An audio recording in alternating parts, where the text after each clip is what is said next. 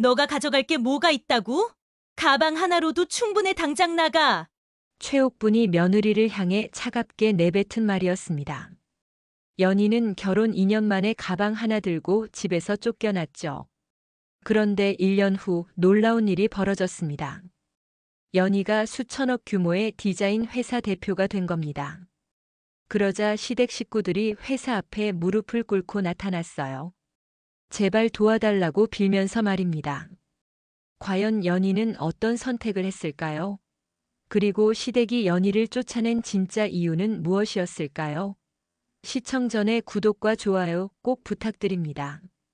영상 제작에 큰 힘이 됩니다. 디자인이라는 걸로 먹고 살 수 있다고 생각해? 현실을 좀 보라고. 최옥분의 날카로운 목소리가 고급 한정식집을 가득 메웠습니다. 연희는 35세로 작은 디자인 스튜디오를 운영하며 나름 성공적인 삶을 살고 있었습니다. 반대편에는 김태현과 그의 가족들이 앉아 있었어요. 연희의 아버지가 조심스럽게 말을 꺼냈습니다. 저희 딸이 디자인 일을 정말 좋아해서요. 작지만 꾸준히 일거리가 들어오고 있습니다. 그런데 옥분의 표정은 더욱 차가워졌어요. 작은 일거리라니요. 우리 태연이는 대기업 과장인데 격이 안 맞네요. 시누이인 김혜림도 거들어들었죠.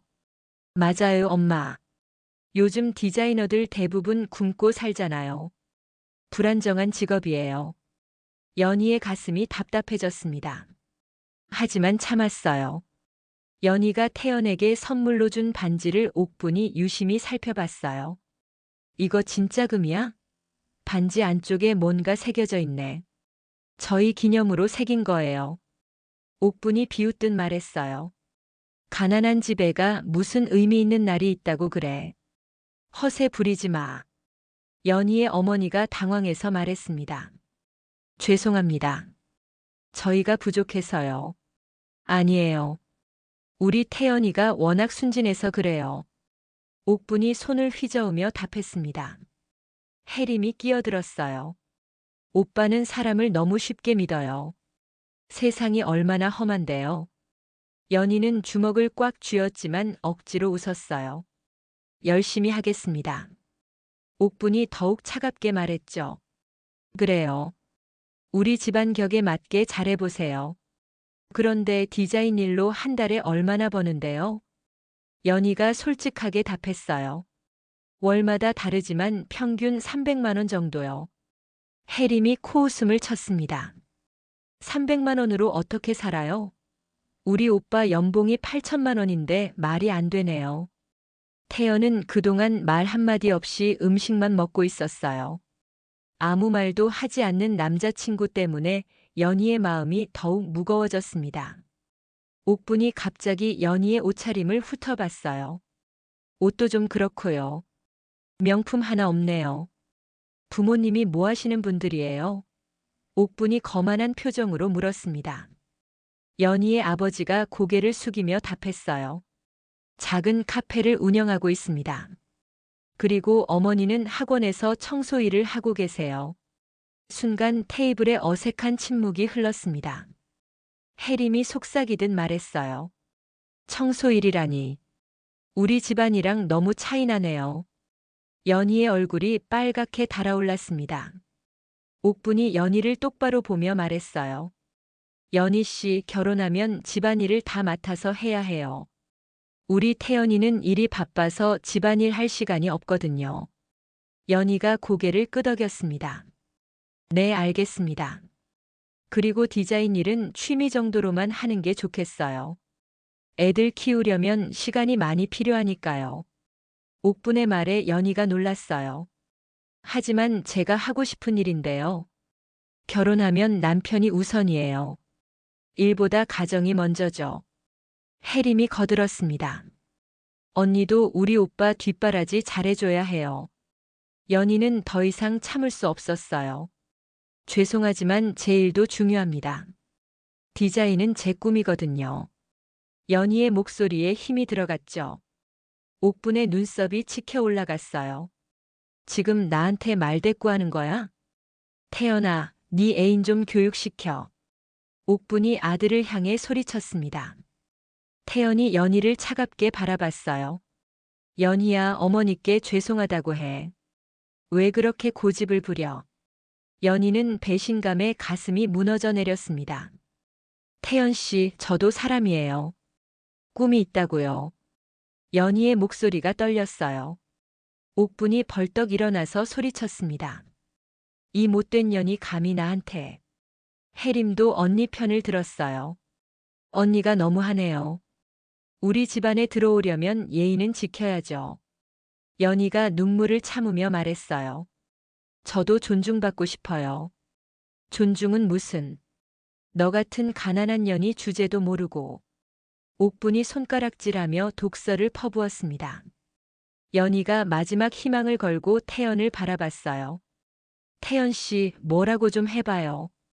태연은 고개를 돌리며 냉정하게 말했습니다. 어머니가 화나신 것 같으니까 좀 조용히 해. 연희의 마음이 완전히 무너졌어요. 알겠어요. 저 나갈게요. 연희는 가방을 들고 자리에서 일어났습니다. 상견례는 그렇게 참담하게 끝났죠. 하지만 이건 시작에 불과했습니다. 결혼 6개월 후 연희의 진짜 고통이 시작됐습니다. 시댁에서는 연희를 마치 가정부처럼 부려먹었어요. 명절 때마다 온갖 음식을 혼자 준비하게 했고 청소며 빨래까지 모든 집안일을 떠넘겼죠. 연희야, 화장실 청소 좀 해. 변기 주변이 더럽더라. 옥분이 소파에 앉아서 연희에게 명령했습니다. 연희가 피곤한 목소리로 대답했어요. 네, 어머니. 혜림이 소파에 누워서 휴대폰을 보며 말했습니다. 언니, 내 방도 좀 정리해줘. 옷장 정리하고 침대 시트도 갈아 끼워. 연희는 하루 종일 시댁일만 했어요. 새벽부터 밤늦게까지 쉴 틈이 없었습니다. 태연은 아내가 힘들어하는 걸 알면서도 어머니 편만 들었어요. 옥분이 태연에게 은근히 말했죠. 우리 며느리 좀 더 엄하게 다뤄야겠어. 너무 설렁설렁해. 버릇을 고쳐야 해. 태연이 고개를 끄덕였습니다. 알겠어요, 어머니. 연희는 참고 또 참았지만 한계가 있었어요. 매일 반복되는 구박과 무시가 쌓여갔죠. 어느 날 저녁 옥분이 연희를 거실로 불러앉혔습니다. 연희야, 네가 가져온 돈이 뭐가 있지? 연희가 당황해서 답했어요. 무슨 말씀이세요? 디자인 스튜디오 팔아서 우리 집 전세금에 보태라고. 요즘 집값이 많이 올랐잖아. 옥분이 눈을 번뜩이며 말했습니다. 연희가 놀라서 말했어요. 그건 제가 10년 동안 힘들게 모은 돈인데요. 혜림이 끼어들었습니다. 뭘 당연한 소리를 해. 시집 왔으면 다 우리 집 돈이지. 따로 내 돈이 어디 있어? 연희의 가슴이 두근거리기 시작했어요. 저는 그럴 수 없어요. 연희의 목소리가 떨렸습니다. 옥분이 화를 내며 소리쳤어요. 뭐라고? 지금 나한테 말대꾸를 해? 태연아, 내 아내 좀 교육시켜. 태연이 연희에게 차갑게 말했습니다. 여보, 어머니 말씀에 따라. 왜 그렇게 고집을 부려? 연희가 떨리는 목소리로 소리쳤어요. 왜 제가 힘들게 모은 돈을 내줘야 해요? 옥분이 벌떡 일어나서 연희를 가리키며 소리쳤습니다. 이 못된 년이 감히 나한테. 혜림도 일어서서 언니 편을 들었어요. 언니가 너무하네요. 우리 집안에 들어왔으면 예의는 지켜야죠. 연희가 눈물을 흘리며 말했습니다. 저도 사람이에요. 왜 이렇게 대해요? 옥분이 손가락질하며 독서를 퍼부었어요. 사람 맞아? 너 같은 가난한 년이 주제도 모르고 건방져. 당장 짐 싸서 나가. 옥분의 목소리가 집안을 울렸습니다. 연희가 마지막 희망을 걸고 남편을 바라봤어요. 태연 씨, 뭐라고 좀 해봐요. 태연은 고개를 돌리며 냉정하게 말했습니다. 어머니가 화나신 것 같으니까 좀 조용히 해. 연희의 마음이 완전히 무너졌어요. 알겠어요. 나갈게요. 연희는 옷 몇 벌만 가방에 넣고 집을 나왔습니다. 손에 든 것은 결혼 반지뿐이었어요.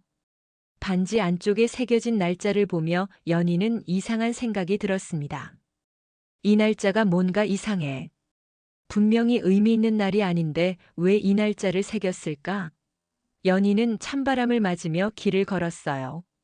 앞으로 어떻게 살아야 할지 막막했지만 마음 한구석에는 분노가 타오르고 있었습니다. 언젠가는 반드시 되갚아주겠다는 다짐을 하며 연희는 밤거리를 걸어갔어요.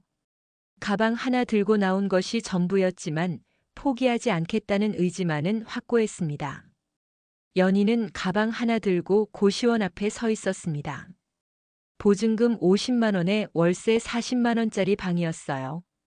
방 크기는 겨우 3평 남짓했고 창문도 제대로 열리지 않았죠.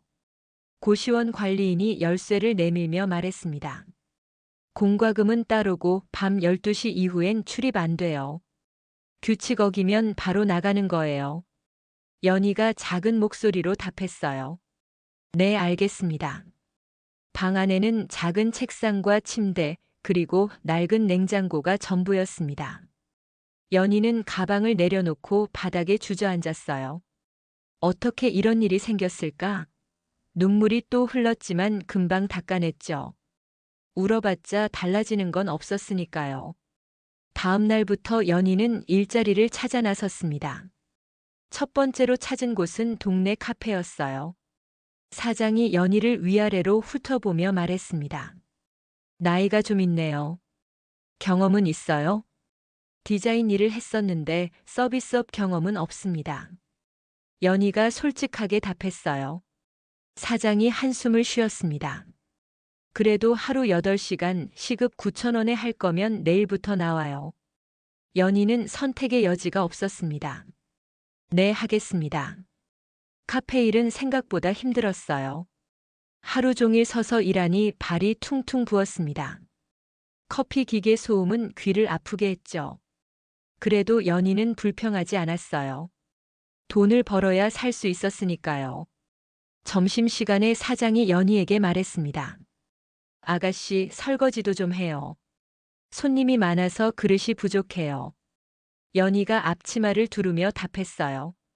네, 바로 하겠습니다. 저녁 시간이 끝나고 연희는 청소까지 마쳤습니다. 사장이 하루 일당 7만 2천 원을 건네주며 말했어요. 내일도 시간 맞춰서 와요. 연희는 돈을 받아들고 고개를 숙였습니다. 감사합니다. 고시원으로 돌아가는 길에 연희는 편의점에서 컵라면 하나를 샀어요.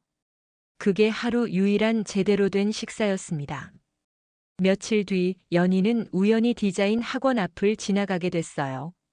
유리창에 붙은 포스터를 보니 야간반 모집 광고가 있었습니다. 연희의 마음이 설렜어요. 다시 디자인을 배우고 싶었거든요. 학원에 들어가서 상담 직원에게 물어봤습니다. 야간반 수강료가 얼마나 되나요? 직원이 친절하게 답했어요. 6개월 과정에 200만 원입니다. 자격증 취득까지 포함된 가격이에요. 연희의 마음이 무거워졌어요. 지금 가진 돈으로는 감당할 수 없는 금액이었습니다. 혹시 분할 납부도 가능한가요? 직원이 고개를 저었어요. 죄송해요. 일시불만 받고 있어요. 연희는 아쉬워하며 학원을 나왔습니다. 하지만 포기하지 않았어요. 돈을 모아서라도 꼭 배우고 싶었거든요. 그 후로 연희는 더욱 열심히 일했습니다. 카페 일이 끝나면 근처 편의점에서 야간 아르바이트도 구했어요. 밤 11시부터 새벽 7시까지 8시간 동안 일했습니다. 편의점 사장이 연희에게 말했어요. 여기 새벽 시간대가 좀 무서워요. 취객들도 많이 오고요. 연희가 답했습니다. 괜찮습니다. 잘하겠습니다. 한 달 후 연희는 2가지 일로 150만 원 정도를 모을 수 있었어요. 여전히 학원비에는 부족했지만 희망이 보였습니다. 어느 날 편의점에서 일하던 중 연희는 한 중년 남성과 마주쳤어요. 그는 늦은 시간에 자주 오는 단골 손님이었습니다.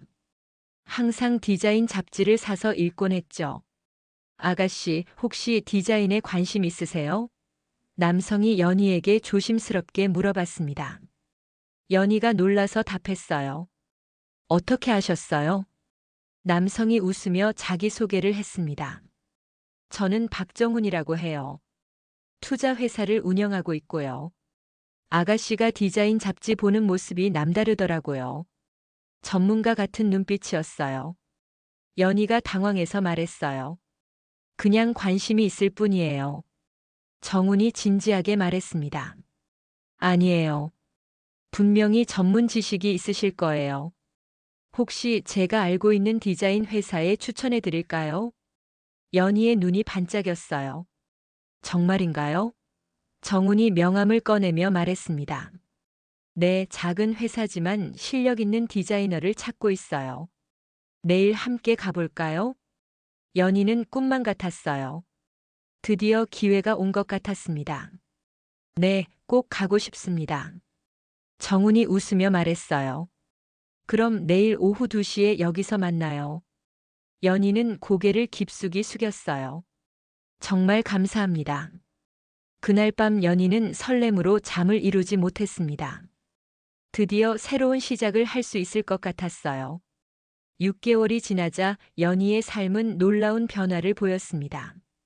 정훈의 소개로 시작한 작은 디자인 회사였지만 연희의 정성과 실력이 입소문을 탔어요. 매일 밤늦게까지 남아서 작업하고 클라이언트 한 명 한 명에게 정성을 다해 디자인을 만들었습니다. 회사 동료가 연희에게 말했어요. 연희 씨 작업물 정말 대단해요. 클라이언트들이 완전 만족하고 있어요. 연희가 겸손하게 답했습니다. 그냥 열심히 했을 뿐이에요. SNS에 연희의 디자인 작품들이 올라가기 시작했어요. 세련된 로고와 독창적인 아이디어가 젊은 창업자들에게 인기를 끌었습니다. 한 달 만에 회사 매출이 2배로 늘었어요. 연희는 믿을 수 없었습니다. 정말 이런 일이 일어날 수 있나요? 정훈이 회사에 들러서 말했어요. 축하해요, 연희 씨. 정말 대단해요. 연희가 고개를 숙이며 답했습니다. 정훈 씨 덕분이에요. 정말 감사해요. 정훈이 웃으며 말했습니다. 제가 뭘 했나요? 모든 건 연희 씨 실력이에요. 며칠 뒤 놀라운 일이 벌어났어요. 대형 기업에서 연락이 왔습니다. 직원이 전화로 말했어요. 혹시 브랜딩 프로젝트에 관심 있으세요? 저희가 연희 씨 작품을 보고 싶어 해요. 연희가 당황해서 답했어요. 저희 같은 작은 회사를요? 직원이 확신에 찬 목소리로 말했습니다. 네, 요즘 SNS에서 화제잖아요. 한번 미팅해 보고 싶어요. 같은 주의 지역 신문사에서도 연락이 왔어요. 기자가 연희에게 말했습니다. 고시원에서 성공한 디자이너가 된 이야기를 취재하고 싶어요. 연희가 조심스럽게 물어봤어요. 정말 기사로 나가는 건가요? 기자가 답했습니다. 네, 많은 사람들에게 희망을 줄 수 있는 이야기예요. 인터뷰는 일주일 뒤에 진행됐어요. 기자가 질문했습니다. 가장 힘들었던 순간은 언제였나요? 연희가 잠시 생각하고 답했어요. 가방 하나 들고 집에서 쫓겨났을 때요. 그때는 정말 막막했어요. 기자가 또 물어봤습니다. 그럼 지금 가장 하고 싶은 말은 뭔가요? 연희가 진심을 담아 말했어요. 포기하지 않으면 기회는 온다는 걸 말하고 싶어요. 기사가 나간 후 연희의 삶은 완전히 바뀌었습니다. 회사에는 고객들이 줄을 섰고 각종 방송에서 출연 요청이 들어왔어요. 그런데 며칠 뒤 예상치 못한 방문객이 나타났습니다. 시어머니 옥분이 회사 문을 열고 들어온 거예요. 연희야, 정말 너 맞지? 연희는 깜짝 놀랐지만 침착하게 대답했어요. 어머니, 어떻게 여기를 아셨어요? 옥분이 주변을 둘러보며 감탄했습니다. 와, 여기가 내 회사구나. 신문에서 봤어. 정말 대단하더라. 연희는 속으로 의심스러웠지만 정중하게 말했어요. 커피 드릴까요? 옥분이 앉으며 말했습니다. 그래, 한 잔 주렴. 그런데 연희야, 우리 아파트 분여회 모임에서 너 자랑 좀 하고 싶어. 연희가 조심스럽게 물어봤어요. 무슨 말씀이세요? 우리 며느리가 이렇게 성공했다고 자랑하고 싶거든. 분여회 모임에 한번 나와줄 수 있지? 옥분이 거들먹거리며 말했습니다. 연희는 어이가 없었지만 표정을 감췄어요. 생각해 보겠습니다. 그 다음 주에는 혜림이 나타났어요. 언니 진짜 잘 됐네. 나도 신문 기사 봤어. 연희가 덤덤하게 답했습니다. 혜림 씨도 안녕하세요. 혜림이 주변을 둘러보며 본격적으로 이야기를 꺼냈어요. 사실 언니한테 부탁이 있어. 학원 사업을 확장하려는데 투자금이 필요해. 연희가 관심을 보이는 척했습니다. 얼마나 필요한데요? 혜림이 눈을 빛내며 말했습니다. 1억 원 정도면 돼. 수익률도 좋고 안전한 투자야. 언니도 돈 벌 수 있어. 연희는 속으로 계획을 세우기 시작했어요. 그런가요? 자세한 설명 들어볼게요. 며칠 뒤에는 남편 태연까지 나타났습니다. 여보, 정말 놀랐어. 이렇게 성공할 줄 몰랐어. 연희가 차갑게 바라보며 말했어요. 무슨 일로 오셨어요? 태연이 미안한 표정을 지으며 말했습니다. 우리 다시 시작할 수 없을까? 그때는 내가 어리석었어. 연희가 냉정하게 답했어요. 갑자기 왜 그런 말을 해요? 태연이 간절하게 말했습니다. 정말 후회하고 있어. 우리 함께 새 집도 사고 새 출발하자. 연희는 남편의 진심이 아니라는 걸 알고 있었어요. 그건 좀 생각해 볼 시간이 필요해요. 그날 밤 연희는 정훈에게 전화했습니다. 정훈 씨, 갑자기 시댁 식구들이 다 찾아와요. 정훈이 걱정스럽게 물어봤어요. 혹시 돈 때문인가요? 연희가 확신에 찬 목소리로 답했습니다. 분명히 그럴 거예요. 갑자기 착한 척하는 게 너무 이상해요. 정훈이 조언했습니다. 그럼 조심하세요. 혹시 모르니까 대화 내용을 녹음해 두세요. 연희가 고개를 끄덕였어요. 좋은 생각이에요. 증거를 남겨둬야겠어요. 다음 날부터 연희는 시댁 식구들과 만날 때마다 몰래 녹음기를 준비했습니다. 시댁 식구들은 연희가 단순히 돈에만 관심 있는 줄 알았지만 실제로는 모든 증거를 차곡차곡 모으고 있었습니다. 시댁 식구들의 접근이 본격화되기 시작했습니다. 먼저 혜림이 두꺼운 서류 봉투를 들고 회사로 찾아왔어요. 언니, 진짜 좋은 기회야. 이번엔 대박 날 것 같아. 연희가 차를 내어주며 물어봤습니다. 무슨 일인데요? 혜림이 서류를 펼치며 설명했어요. 강남에 새로 개발되는 지역이 있거든. 거기 건물을 미리 사두면 몇 배는 오를 거야. 연희가 서류를 들여다보며 말했습니다. 그런데 이게 확실한 정보인가요? 혜림이 자신만만하게 답했어요. 당연하지. 내가 학원 운영하면서 부동산 정보도 많이 접하거든. 이런 정보는 귀해. 연희가 조심스럽게 물어봤습니다. 그럼 얼마나 투자해야 하나요? 혜림이 계산기를 두드리며 말했어요. 1억 원 정도면 돼. 1년 후에는 최소 3억은 될 거야. 연희는 놀란 척하며 답했습니다. 1억 원이요? 그런 큰 돈을요?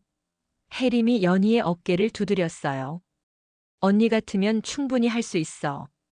회사 잘 되고 있잖아. 연희가 망설이는 척했습니다. 그래도 너무 큰 돈이라서요. 혜림이 급하게 말했어요. 기회는 지금뿐이야. 다른 사람들이 알면 끝이거든. 연희는 몰래 녹음기를 확인하며 말했습니다. 그럼 계약서 좀 자세히 볼게요. 혜림이 서류를 내밀었어요. 여기 다 나와 있어. 개발 계획이랑 예상 수익률까지. 연희가 서류를 꼼꼼히 보는 척했습니다. 이 도장은 뭔가요? 혜림이 당황하며 답했어요. 아, 그건 공인중개사 도장이야. 정식으로 된 거라고. 연희는 속으로 의심했지만 관심 있는 척했어요. 며칠 더 생각해 볼게요. 혜림이 조급해하며 말했습니다. 너무 늦으면 안 돼. 일주일 안에 결정해줘. 그 다음 주 옥분이 회사에 나타났어요. 이번에는 부녀회 후원금 이야기를 꺼냈습니다. 연희야, 우리 아파트 부녀회에서 불우이웃 돕기를 하는데. 연희가 관심을 보이는 척했어요. 그래요, 좋은 일이네요. 옥분이 눈을 빛내며 말했습니다. 그런데 후원금이 많이 부족해서 큰 기부가 필요해. 연희가 조심스럽게 물어봤어요. 얼마나 필요하신데요? 옥분이 거리낌 없이 답했습니다. 5천만 원 정도면 부녀회에서 체면이 서겠어. 연희가 놀란 척하며 말했어요. 5천만 원이요? 그렇게 큰 금액을요? 옥분이 연희의 손을 잡으며 애원했어요. 우리 며느리가 성공했다고 자랑했는데 후원도 못하면 어떡해? 연희가 난처한 표정을 지었습니다. 그래도 너무 큰 돈이라서요. 옥분이 목소리를 높였어요. 불우한 이웃을 돕는 거야. 복받을 일인데 왜 그래? 연희는 모든 대화를 녹음하며 답했어요. 생각해보고 결정할게요. 옥분이 못마땅해 하며 말했습니다. 생각은 무슨, 그냥 하면 되는 거지. 마지막으로 태연이 나타났어요. 이번에는 재결합을 빌미로 큰 그림을 그려왔습니다. 여보, 우리 다시 시작하는 김에 집도 새로 사자. 연희가 차가운 표정으로 물어봤어요. 갑자기 무슨 소리예요? 태연이 진심인 척하며 말했습니다. 정말 후회하고 있어. 우리 새 출발하자.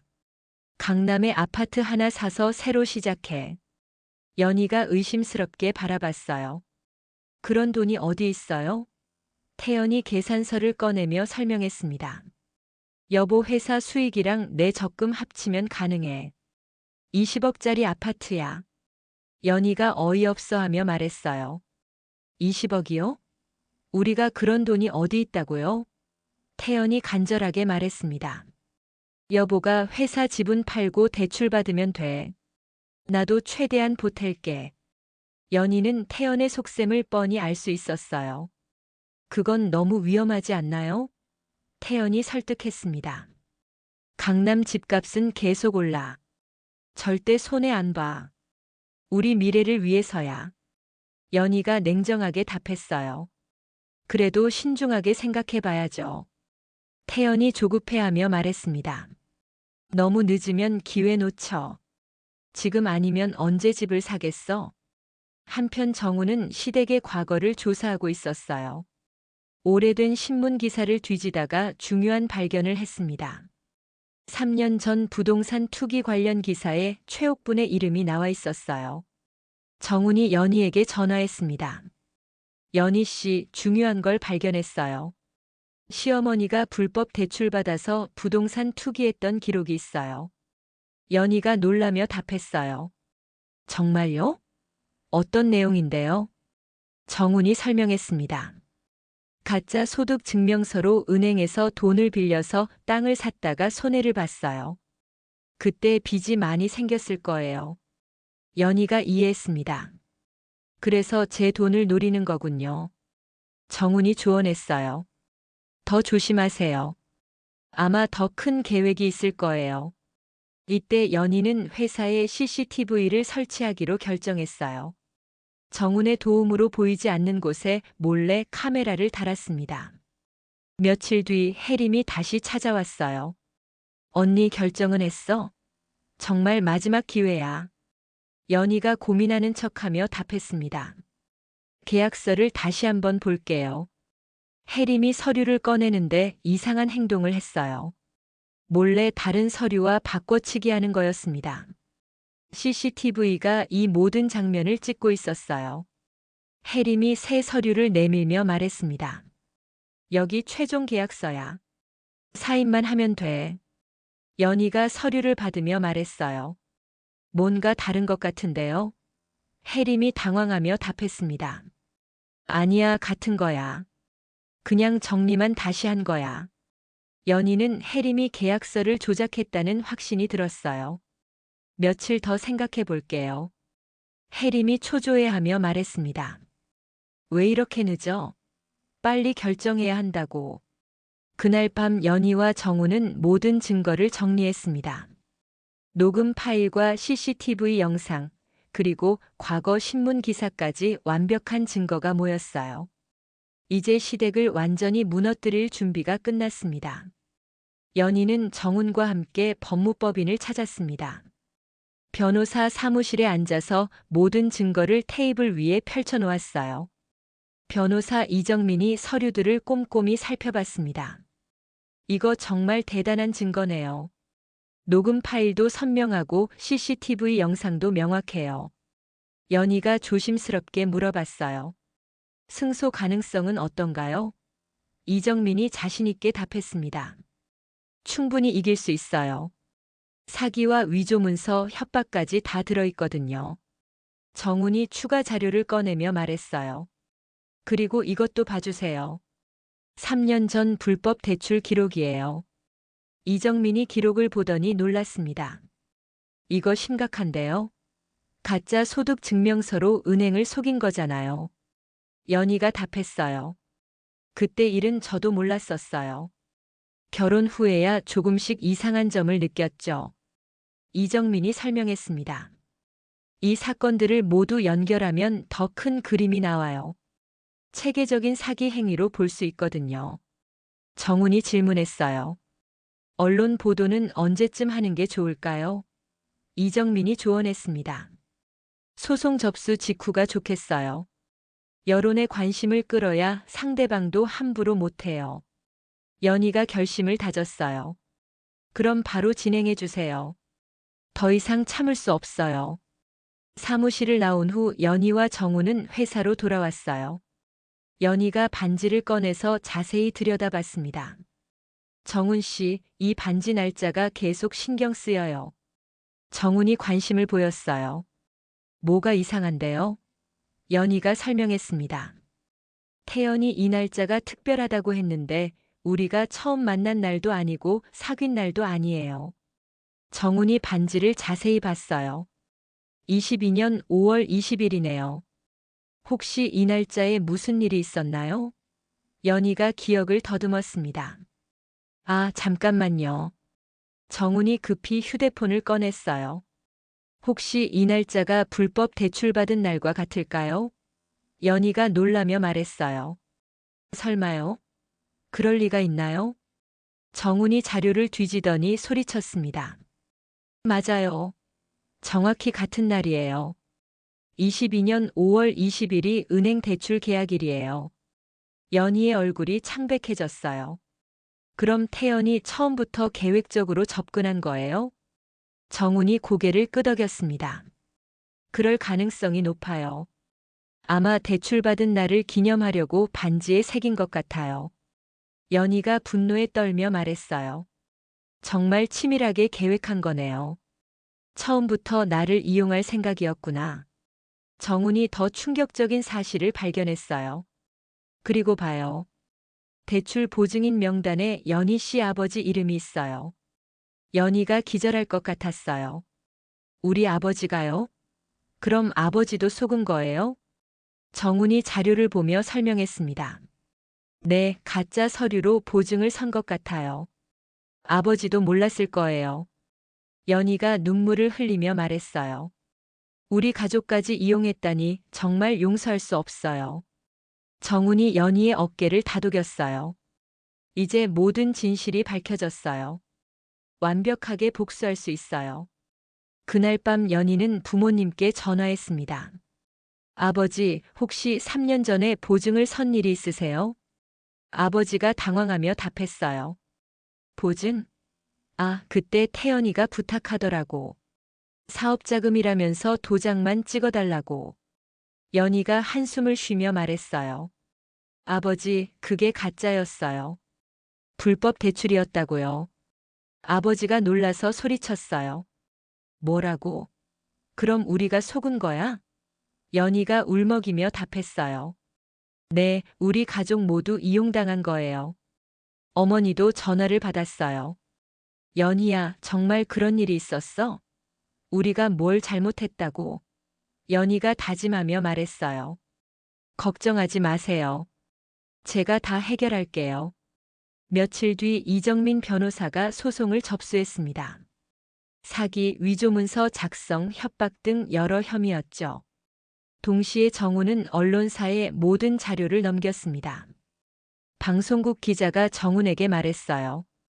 이거 정말 대단한 특종이네요. 시청률 나올 것 같아요. 피해자 보호는 꼭 신경 써주세요.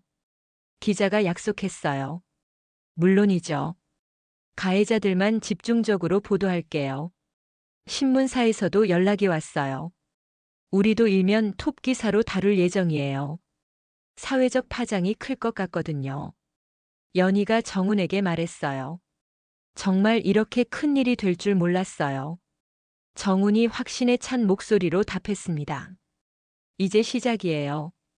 이들의 위선을 모두 폭로할 거예요. 그 사이 시댁에서는 상황이 심상치 않다는 걸 감지했어요. 옥분이 혜림에게 전화했습니다. 혜림아, 연희가 뭔가 이상해. 요즘 너무 조용하잖아. 혜림이 불안해하며 답했어요. 엄마, 혹시 우리가 들킨 걸까요? 옥분이 화를 내며 말했습니다. 그럴 리 없어. 우리가 뭘 잘못했다고. 태연도 걱정이 되기 시작했어요. 연희가 갑자기 연락을 안 받아. 뭔가 이상해. 혜림이 태연에게 말했어요. 오빠, 혹시 연희가 우리를 의심하는 거 아니야? 태연이 답했어요. 설마 그럴 리 없어. 바보 같은 년이 뭘 알겠어? 하지만 며칠 뒤 법원에서 소장이 배달됐을 때 시댁은 패닉에 빠졌습니다. 옥분이 소리를 질렀어요. 이게 뭐야? 사기라고? 우리가 언제 사기를 쳤다고? 혜림이 떨리는 목소리로 말했습니다. 엄마, 이거 진짜 큰일이에요. 증거도 다 있다고 나와 있어요. 태연은 허탈하게 주저앉았어요. 완전히 당했구나. 연희가 다 준비한 거였어. 재판 당일 아침 법정에는 기자들과 방청객들이 가득 찼습니다. 연희는 차분한 표정으로 원고석에 앉아 있었고 시댁 식구들은 불안한 얼굴로 피고석에 앉았어요. 재판장이 입장하며 재판이 시작됐습니다. 재판장이 엄숙한 목소리로 말했어요. 사기 및 위조 문서 작성 혐의 사건을 시작하겠습니다. 원고 측 변호사부터 발언하세요. 이정민 변호사가 일어서서 말했습니다. 재판장님, 저희는 4가지 핵심 증거를 제출하겠습니다. 첫 번째는 피고들의 음성 녹취록입니다. 법정에 녹음 파일이 재생됐어요. 옥분의 목소리가 또렷하게 들렸습니다. 5천만 원 정도면 부녀회에서 체면이 서겠어. 불우한 이웃을 돕는 거야. 복받을 일인데 왜 그래? 혜림의 목소리도 이어졌어요. 1억 원 정도면 돼. 1년 후에는 최소 3억은 될 거야. 기회는 지금뿐이야. 다른 사람들이 알면 끝이거든. 태연의 목소리까지 나왔습니다. 여보가 회사 지분 팔고 대출받으면 돼. 나도 최대한 보탤게. 강남 집값은 계속 올라. 법정이 조용해졌어요. 피고들의 얼굴이 창백해졌습니다. 두 번째는 위조 계약서입니다. 피고 김혜림이 진짜 계약서와 바꿔치기한 가짜 문서예요. 혜림이 당황하며 소리쳤어요. 그건 위조가 아니에요. 그냥 정리만 다시 한 거라고요. 이정민이 차분하게 답했습니다. 그럼 세 번째 증거를 보시죠. CCTV 영상입니다. 대형 스크린에 영상이 재생됐어요. 혜림이 서류를 바꿔치기하는 장면이 선명하게 나왔습니다. 카메라 앞에서 주위를 살피며 몰래 문서를 교체하는 모습이 적나라하게 드러났어요. 혜림이 얼굴을 가리며 말했어요. 이건 오해예요. 정말 그런 의도가 아니었어요. 재판장이 엄하게 말했습니다. 피고는 조용히 하시기 바랍니다. 이정민이 마지막 증거를 꺼냈어요. 네 번째는 박정훈이 작성한 탐사 자료입니다. 피고들의 과거 불법 대출 기록이 담겨 있어요. 정훈이 증인석에 서서 증언했습니다. 3년 전 피고 최옥부는 가짜 소득 증명서로 은행에서 3억 원을 대출받았습니다. 그때 보증인으로 원고의 아버지를 속여서 이용했어요. 옥분이 벌떡 일어나서 소리쳤어요. 거짓말이에요. 우리가 언제 그런 일을 했다고요? 이정민이 서류를 들어보이며 말했습니다. 여기 은행 대출 기록이 다 있습니다. 그리고 결정적으로 피고 김태현이 원고에게 준 반지에 새겨진 날짜가 불법 대출 계약일과 정확히 일치해요. 태연이 식은땀을 흘리며 말했어요. 그건 우연의 일치예요. 의미 있는 날이라서 새긴 거라고요. 이정민이 냉정하게 반박했습니다. 우연이라기에는 너무 정확하지 않나요? 처음부터 계획적으로 접근한 증거입니다. 재판이 진행되는 동안 법정 밖에서는 언론들이 실시간으로 보도하고 있었어요. 뉴스 앵커가 말했습니다. 가방 하나로 쫓아낸 며느리가 성공하자 빨대 꽂으려 한 시댁의 실체가 법정에서 적나라하게 드러나고 있습니다. 인터넷에는 댓글이 폭주했어요. 정말 뻔뻔하네. 저런 사람들이 있다니. 며느리가 성공하니까 갑자기 착한 척하는 게 역겹다. 소셜 미디어에서도 이 사건이 실시간 검색어 1위에 올랐습니다. 재판이 재개되자 피고 변호사가 변명을 시도했어요. 재판장님, 피고들은 단순히 가족 간의 화해를 원했을 뿐입니다. 이정민이 즉시 반박했습니다. 화해라면 왜 위조 문서를 만들었나요? 왜 가짜 투자 이야기로 속이려 했나요? 옥분이 마지막 발악을 했어요. 우리는 정말 연희를 도우려고 했어요. 부녀회 후원금도 좋은 일 하라고 한 거예요. 이때 새로운 증인이 나타났습니다. 옥분이 살고 있는 아파트 관리사무소 직원이었어요. 직원이 증언했습니다. 피고 최옥분은 실제로는 부녀회 후원금을 개인적으로 사용하려 했습니다. 우리 아파트에는 불우이웃 돕기 계획이 없었어요. 법정이 술렁였어요. 옥분이 얼굴이 새하얗게 변했습니다. 그게 아니에요. 오해예요. 관리사무소 직원이 슬픈 표정으로 말했습니다. 부녀 회장님이 거짓 증언을 준비한다는 소문도 들었습니다. 정말 실망스러웠어요. 재판장이 최종 판결을 내렸어요. 증거가 명확하므로 피고들에게 유죄를 선고합니다. 사기 혐의로 징역 1년 6개월에 집행유예 3년 그리고 피해 배상금 5억 원을 명령합니다. 연희가 승소한 순간 법정에서 박수가 터졌어요. 기자들이 플래시를 터뜨렸고 연희는 안도의 눈물을 흘렸습니다.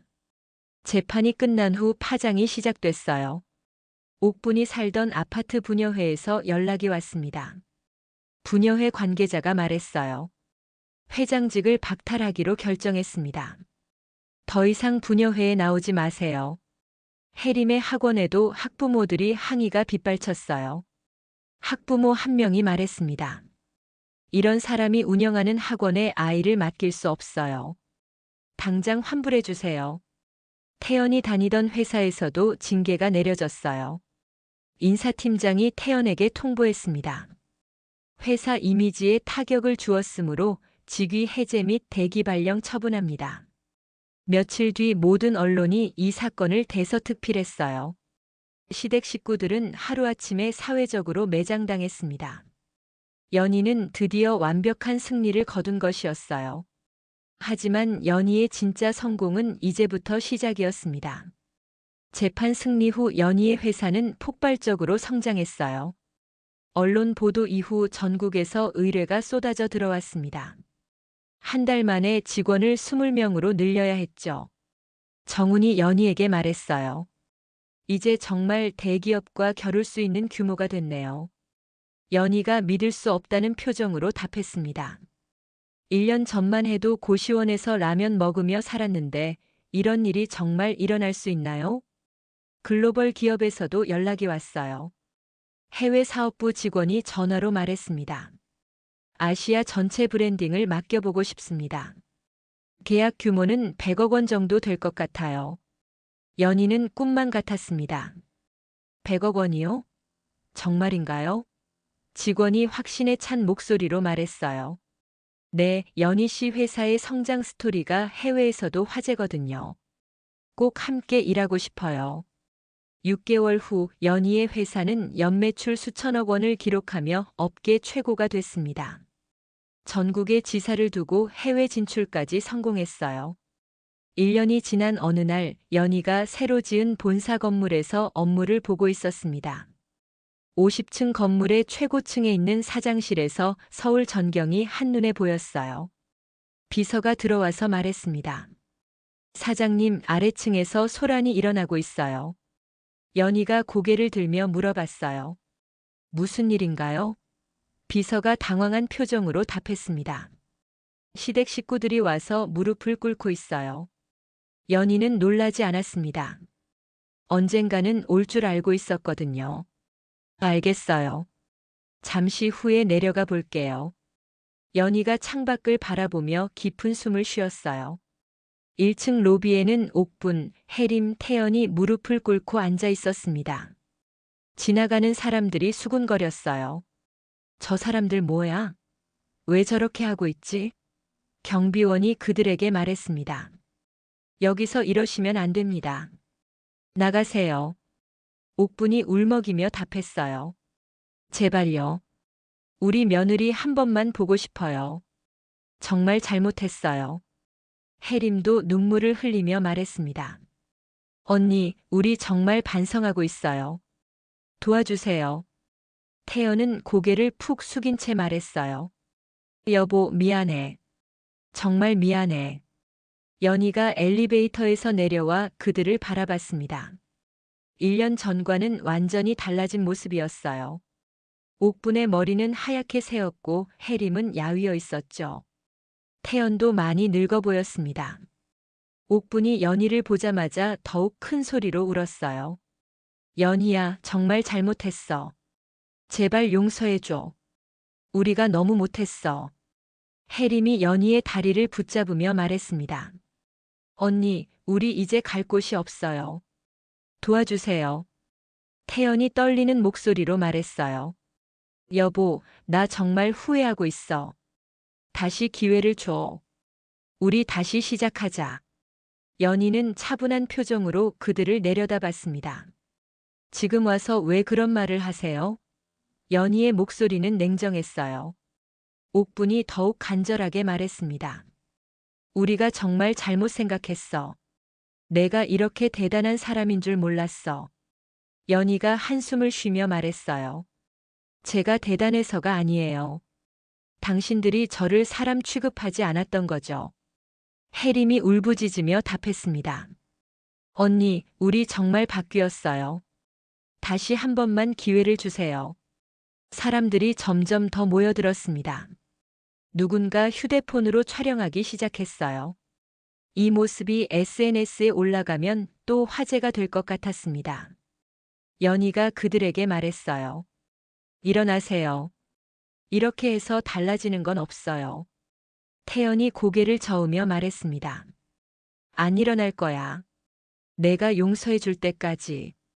연희가 단호하게 답했어요. 용서는 이미 했어요. 하지만 다시 시작할 생각은 없어요. 옥분이 놀라며 물어봤습니다. 그럼 우리를 도와주지 않겠다는 거야? 연희가 고개를 끄덕였어요. 네, 도와드리지 않을 거예요. 대신 다른 방법을 알려드릴게요. 연희가 지갑에서 명함을 꺼냈습니다. 여기 취업 상담소 연락처예요. 정직하게 일하세요. 혜림이 절망하며 소리쳤어요. 언니, 우리가 이렇게 무릎 꿇고 빌어도 안 되는 거야? 연희가 차분하게 답했습니다. 무릎 꿇는다고 해서 과거가 지워지지는 않아요. 당신들이 저에게 했던 일을 생각해 보세요. 가방 하나 던져주고 쫓아냈잖아요. 그때 제 마음이 어땠는지 아세요? 태연이 고개를 들며 말했어요. 여보, 정말 미안해. 그때 내가 정말 바보였어. 연희가 태연을 바라보며 말했습니다. 미안하다고 해서 모든 게 해결되는 건 아니에요. 당신은 제가 가장 힘들 때 저를 버렸어요. 옥분이 마지막 호소를 했어요. 연희야, 우리가 잘못했어. 하지만 우리도 이제 가족이잖아. 연희가 쓸쓸하게 웃으며 답했습니다. 가족이요? 가족이 서로에게 그렇게 하나요? 진짜 가족은 힘들 때 함께하는 사람들이에요. 저에게는 이미 그런 사람들이 있어요. 연희가 정훈을 바라봤습니다. 정훈이 연희 곁에 서서 그들을 바라보고 있었어요. 정훈이 조용히 말했습니다. 이제 그만 일어나세요. 더 이상 여기 있어봤자 달라지는 건 없어요. 옥분이 정훈을 노려보며 말했어요. 당신이 우리 가족 일에 왜 끼어들어? 정훈이 당당하게 답했습니다. 저는 연희 씨의 동반자예요. 그리고 당신들보다 더 진짜 가족 같은 사람이죠. 혜림이 분하다는 표정으로 말했어요. 언니, 정말 우리를 이렇게 버리는 거야? 연희가 마지막으로 말했습니다. 버리는 게 아니에요. 각자의 길을 가는 거죠. 당신들도 새로운 삶을 시작하세요. 그들이 결국 일어나서 건물을 나갔을 때 연희는 안도의 한숨을 쉬었습니다. 정훈이 연희의 어깨에 손을 올리며 말했어요. 힘들었죠? 연희가 고개를 저었어요. 아니에요. 이제 정말 자유로워진 기분이에요. 그날 저녁 연희와 정훈은 회사 옥상 정원에서 서울의 야경을 바라보고 있었습니다. 정훈이 연희에게 말했어요. 연희 씨 정말 대단해요. 이 모든 걸 혼자 해냈잖아요. 연희가 정훈의 손을 잡으며 답했습니다. 혼자가 아니었어요. 정훈 씨가 있었잖아요. 정훈이 연희를 바라보며 진지하게 말했어요. 연희 씨, 저와 결혼해 주세요. 진짜 가족이 되어요. 연희의 눈에 눈물이 고였습니다. 행복한 눈물이었어요. 네, 좋아요. 정훈 씨와 함께라면 어떤 일이든 할 수 있을 것 같아요. 두 사람은 포옹했고 도시의 불빛들이 그들을 축복하는 것 같았습니다. 몇 달 후 연희는 희망재단을 설립했습니다. 어려운 환경에 있는 사람들에게 일자리를 제공하고 교육 기회를 주는 재단이었어요. 첫 번째 수혜자들과 만나는 자리에서 한 청년이 말했습니다. 대표님 덕분에 새로운 삶을 시작할 수 있게 됐어요. 정말 감사해요. 연희가 따뜻하게 웃으며 답했습니다. 포기하지 마세요. 기회는 반드시 와요. 그날 밤 연희는 정훈과 함께 집에 돌아가는 길에 예전에 살던 고시원 앞을 지나갔습니다. 작고 초라한 건물이었지만 연희에게는 특별한 의미가 있는 곳이었어요. 정훈이 물어봤어요. 후회되지 않아요? 그때로 돌아간다면 뭔가 다르게 했을까요? 연희가 고개를 저으며 답했습니다. 아니에요. 그 모든 일들이 지금의 저를 만들었어요. 가방 하나로 쫓겨났던 그날도 고시원에서 라면을 먹던 날들도 모두 소중한 경험이었어요. 연희의 얼굴에는 평온한 미소가 떠올랐습니다. 1년 후 연희의 회사는 아시아 최고의 디자인 회사가 됐습니다. 그리고 연희와 정훈은 아름다운 결혼식을 올렸어요. 많은 사람들이 축하해 주었고 시댁 식구들이 없자 연희는 행복했습니다. 진정으로 자신을 사랑하고 지켜주는 사람과 함께였고 자신의 능력으로 성공을 이뤄냈거든요. 연희는 이제 과거의 상처에서 완전히 벗어나 새로운 삶을 살고 있었습니다. 진정한 가족과 함께 의미 있는 일을 하며 행복하게 말이죠. 오늘 이야기가 좋으셨다면 구독과 좋아요, 알람 설정 잊지 마시고 소중한 댓글 하나가 큰 힘이 됩니다. 시청해 주셔서 진심으로